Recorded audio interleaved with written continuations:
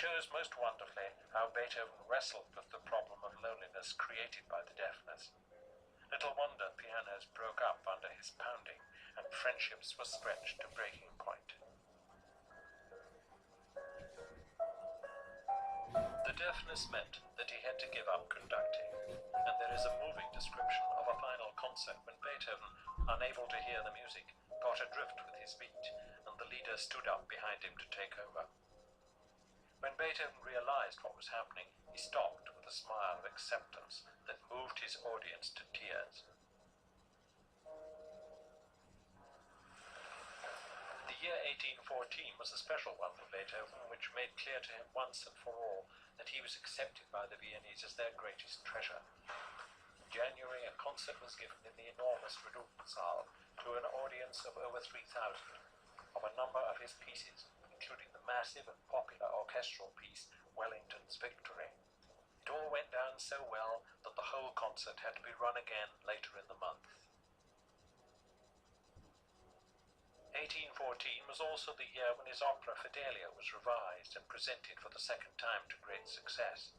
For him, it was his greatest triumph, for it was the work with which he identified most closely.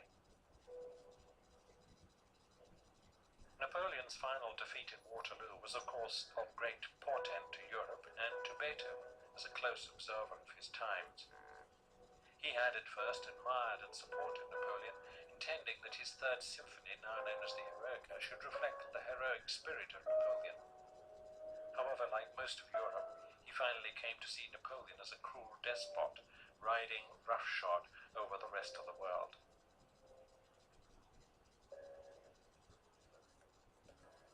Beethoven's final illness began here in his apartment in the Schwarzpanier house in December 1826, when he had pneumonia, followed by a worsening of his liver condition and dropsy.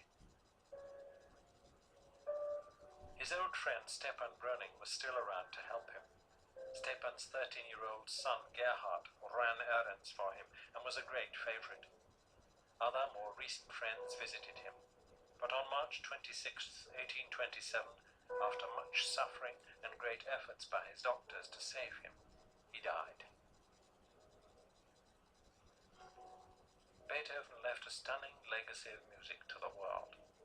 Not just the major works, like the 5th, 6th, and 9th symphonies, but music like the incredible late string quartets, which in their complex mixture of delicacy, humor, and profundity are perhaps the finest musical offerings made to the world by any composer, and the best reflection of the spirit of their creator, Ludwig van Beethoven.